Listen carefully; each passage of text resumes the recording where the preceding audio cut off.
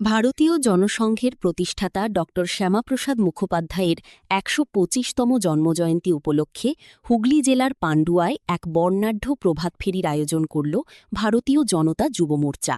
সোমবার সকালে পান্ডুয়া মণ্ডল ৩-এর কনভেনার অয়ন বিশ্বাসের নেতৃত্বে এই কর্মসূচিটি মহাসমারোহে পালিত হয়।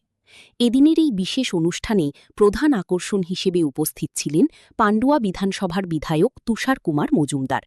এছাড়াও দলীয় নেতৃত্বের মধ্যে উপস্থিত ছিলেন পান্ডুয়ার কনভেনার অমিতাভ ঘোষ, বিজেপি হুগলি সাংগঠনিক জেলার সহসভাপতি শ্যামল বিশ্বাস এবং জেলা কমিটির সদস্য অশোক দত্ত মহাশয় সহ স্থানীয় অন্যান্য বিশিষ্ট নেতৃবৃন্দ ও বিপুল সংখ্যক যুব মোর্চার কর্মী সমর্থকেরা।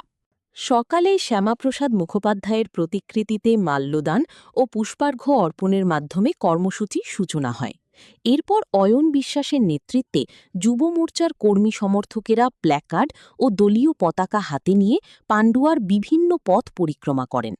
ভারত মাতার জয়ধ্বনি এবং ড শ্যামাপ্রসাদ মুখোপাধ্যায়ের আদর্শকে স্মরণ করে স্লোগানে মুখরিত হয়ে ওঠে গোটা এলাকা। অনুষ্ঠানে বক্তব্য রাখতে গিয়ে বিধায়ক তুষার কুমার মজুমদার ড মুখোপাধ্যায়ের অখণ্ড ভারতের স্বপ্ন এবং দেশের প্রতি তার আত্মত্যাগের কথা স্মরণ করিয়ে দেন।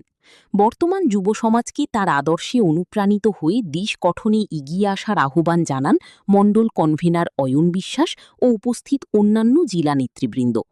এই প্রভাতফেরিকে কেন্দ্র করে স্থানীয় বিজেপি কর্মী সমর্থকদের মধ্যে ব্যাপক উদ্দীপনা লক্ষ্য করা যায়। করে ১২৫তম শ্যামাপ্রসাদ মুখার্জির জন্মজয়ন্তী পালন পান্ডুয়াতে কি বলবেন? উপস্থিত আছেন আপনি। দেখুন, যুব মোর্চার আবার বৃষ্টি এটা হয় নাকি? বৃষ্টি আটকায় দেবে কোনো কিছু, তো বৃষ্টিতে আমাদের আটকাতে পারে না। ১২৫তম জন্মবার্ষিকী আমাদের মহামানব ডক্টর শ্যামাপ্রসাদ মুখার্জি জন্মদিন। এই জন্মদিন আজকে পালিত হলো পান্ডুয়া, তার জন্য একটা র্যালি হলো যুব মোর্চার নেতৃত্বে। তো বিষয় হচ্ছে এটাই যে মানুষ আজকে জানতে শুরু করেছে যে শ্যামাপ্রসাদ মুখার্জি ১৯০১ সালে যে মানুষটা জন্মগ্রহণ করেছে আজকের দিনে, সেই মানুষটা সেখান থেকে তার পথ চলা শুরু আর আজ পর্যন্ত মানুষকে কি দিয়ে গেল।